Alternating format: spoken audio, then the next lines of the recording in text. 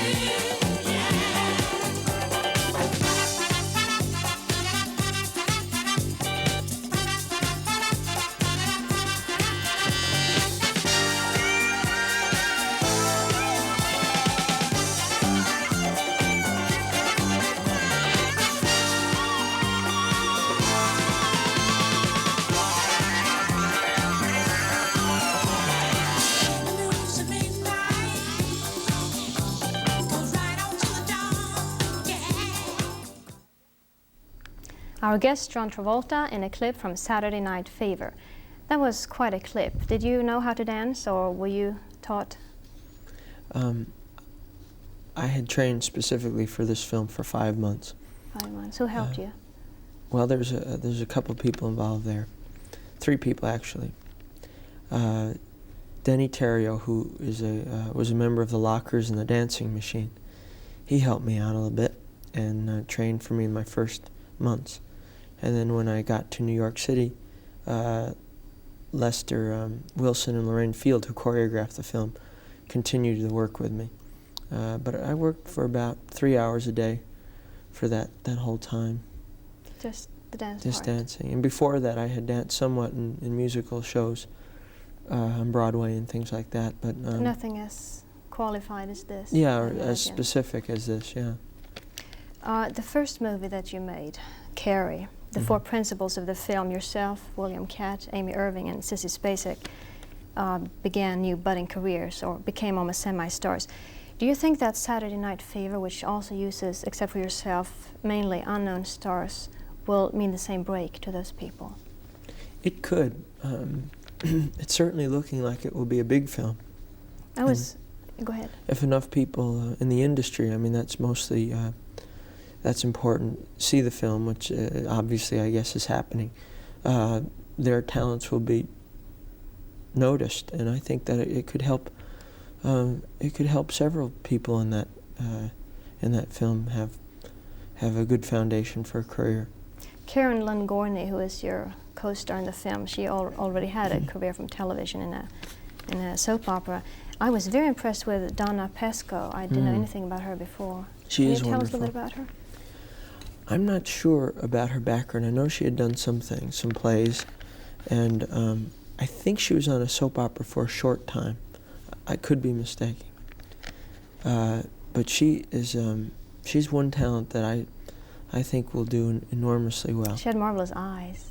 She's just, the whole girl. she is just great. I mean, she has a screen presence that's that is really rare. You know, I mean there's a lot of stars who have screen presence, but she has a special. It was such a small part she had, and yet you noticed her Oh, absolutely. every time she was there. Saturday Night Fever was shot on location in Brooklyn. Did that bother you? I understand that you had a stand-in who was used to distract crowds. I read somewhere that the first day of shooting, there were some 4,000 people surrounding you? Well, one time, the car that was to take me back to Manhattan was right in front of the location where we were shooting, and the crowds were blocking between the storefront and the car. So they dressed him up as a decoy in a way, I guess, to. Did he wear the same haircut and Well, his yeah, build was 'cause very much the same? And pretty much. So when he got in the same get-up as I did and ran out, they all went after him. And then we looked closer, and it wasn't me. So by that time, I was out the back door and on my way. but nothing happened to him. I mean, he wasn't. Oh no, he was fine because they. I thought maybe the crowds got upset when they found out. No, actually, he wasn't mostly viewed. it was for it was so the car could see normally Could get maybe out they'd there. follow the car or pound, you know, like get on the car or something. So the main thing wasn't in fear of my getting hurt as much as it was the trouble of being followed and that kind of thing. John, it's extremely difficult for a well-known television actor who already is established in a certain part on television to make the transition to movies, and yet you seem to be making it very well. Why do you think that is? I don't know. I mean, it could have something to do with the choice of material. I guess it has a lot to do with your talent. I mean, I'm hoping that is, and I think the combination, if it's right, works. Do you think it will help if you stay, when you start a new venture like a movie, it will help if you stay close to a character that people already are familiar with, like Vinnie Barbarino on television? The Saturday Night Fever character could have been his older brother. And whereas if you have a man like Henry Winkler who tried something completely different in a movie he made last year, and that didn't do as well. Yeah. Well, it's interesting, I think, to go, you see, because the film audiences can be a totally different audience, and they have not seen anything like what I've done on television. So to have some characteristics that are the same, you're not shocking them with an abrupt change, and yet you're getting to do the dramatic and sensitive depth that you might not normally get to do in something else. But I think you can do both. I mean, I choose my projects by what excites me, and this happened to be slightly similar in some of the aspects, accent and. But your movie career seems to be planned very effectively. You first have the Saturday Night Fever, your next one will be Grease, which is a little bit the same but still a bit different, and then you have a third project with Lily Tomlin, which I understand is a love story. And it seems like you're growing away from your television character successfully. Yeah, it'll gradually change. Gradually changing. I think no one will be shocked at.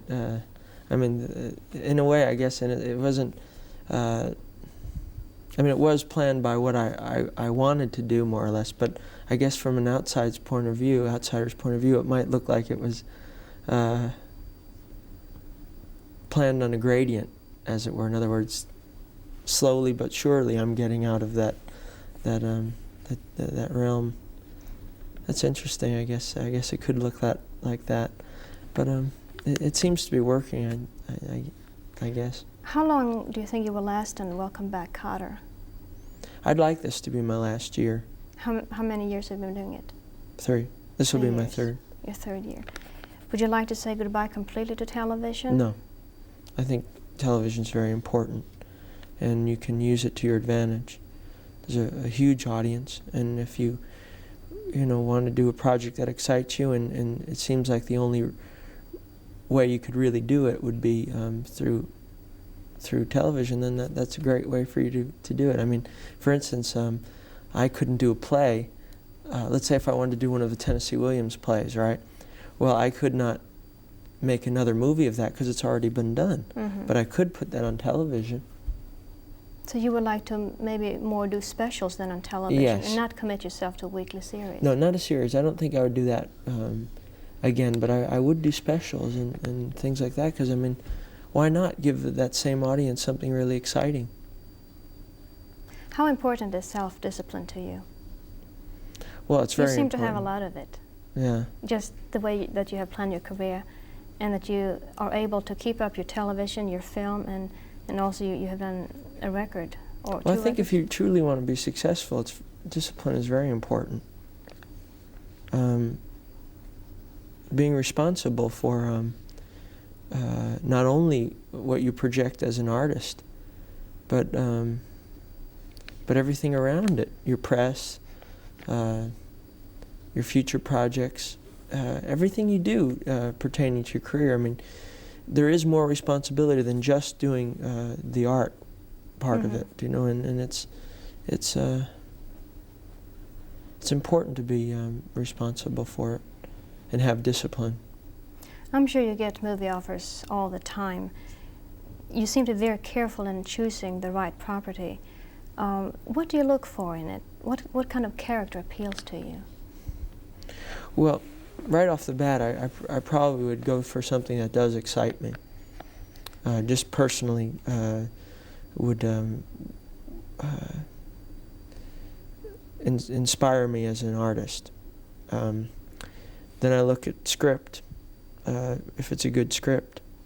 Even if the character excites me, if it's not in a good surrounding, you know, a good script, then that could be, you know, maybe harmful.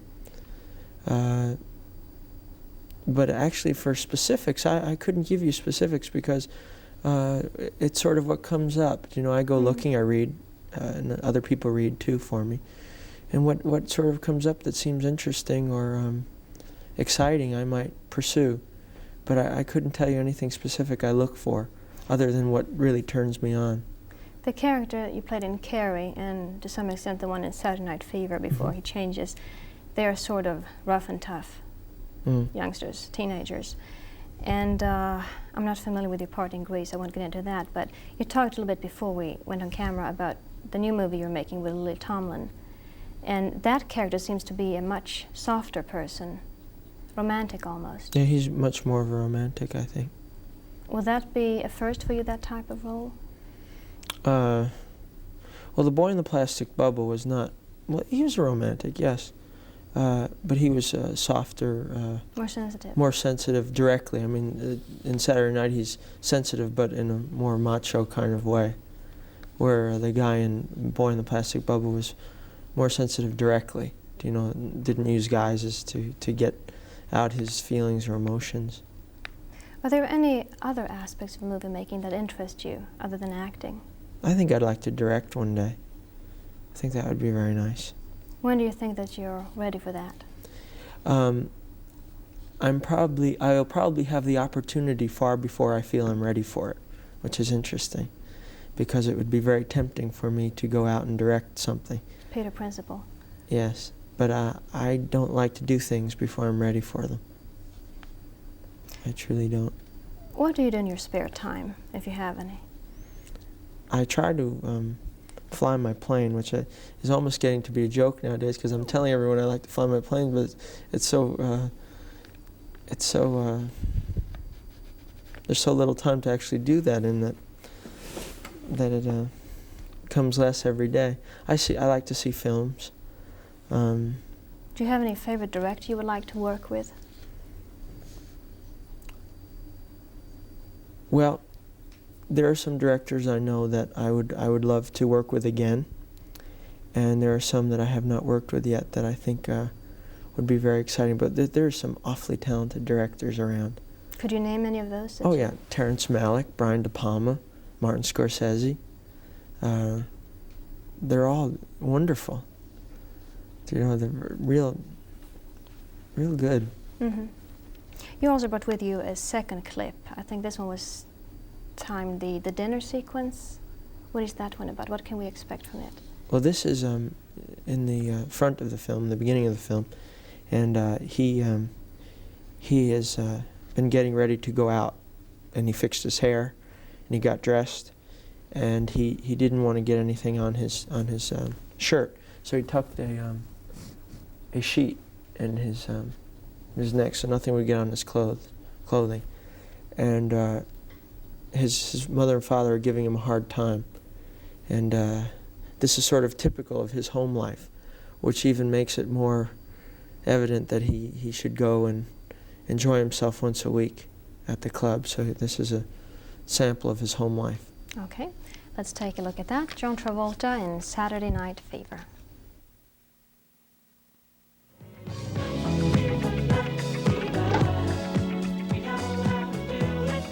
Dinner's on the table. I ain't hungry. Hey, just because you're kicking in for food don't mean you don't gotta eat. You still gotta eat.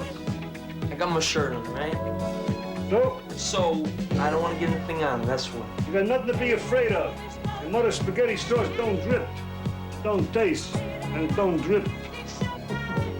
Let's go.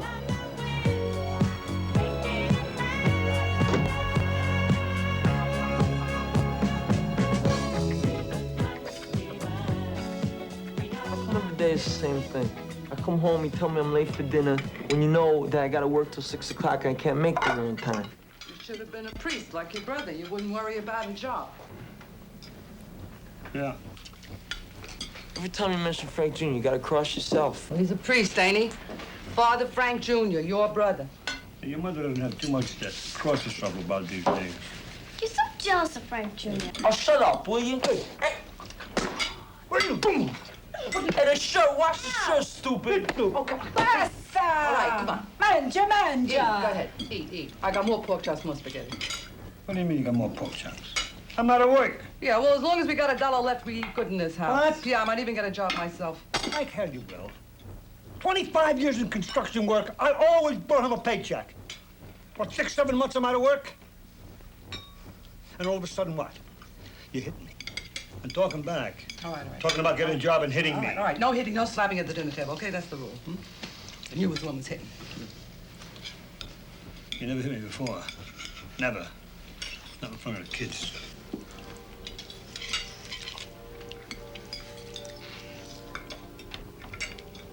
One pork chop! One! Hey, Frank! It's disgusting, right? Sick.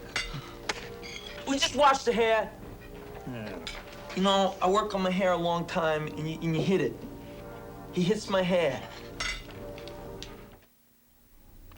John Travolta in a scene from Saturday Night Fever. I'm sure that your family is nothing at all like this. Your family is very much into acting, I understand. Your mother has been an actress and a director, and you have 4 sisters that are into acting. 3 sisters. 3 sisters. You must have been very fortunate to have parents who understood your vocation and supported you in that. Yes, it was very valuable. Not only from a career standpoint, but from a personal standpoint. It was a very enlightening kind of upbringing. And I understand that both your mother and one of your sisters appear in Saturday Night Fever. Yes. How did that come about? Well, my mother auditioned for the part of my mother, and wasn't really right for that. So the director gave her a smaller role, which was the customer in the first customer in the paint store. When I'm late, she sent me off to get some paint, and I make her wait for about 20 minutes, 30 minutes maybe, and I she's remember angry. her, yeah. And then my sister plays the pizza girl in the very beginning of the film, where she asked me how many slices I'd like, and in the press kit, your mother said something like, Johnny was all grown up at 2 years old. Your acting debut was at 9, and since 16 you've had a steady career in acting. Have you ever felt cheated of your adolescence? no. Not at all? Mm-mm. Since you were 16, you never have been turned down for a part. Is that true? More or less. I mean, there were a few in there someplace that I was turned down, but nothing I wanted, interestingly enough. The 2 first movies you made, Carrie and Saturday Night Fever, both the films and you have received rave reviews. And Time magazine now claims that for sure you'll be up for an Academy Award nomination next year. And some say that you're going to be to the 80s what Marlon Brando, Montgomery Clift, and James Dean were to the 50s. How do you feel in front of all this? I mean, is this a very heavy burden, a responsibility? Does it ever frighten you? No. I mean, I think it's exciting that people put me in that same category. I mean, that's a very, that's an honor to be put in that category, but it doesn't frighten me, it excites me. Do you think you will be more successful than they were in keeping your privacy? I'm not to stay sure. sane. You seem to have a very solid family background. I think that'll be very helpful. I do too. John, it has been a pleasure having you on the show. Thank you. And I wish you every success with Saturday Night Fever and with the Academy Awards next year. And I hope you come back to Atlanta soon. Thank you very much. And thank you for watching us at Cinema Showcase.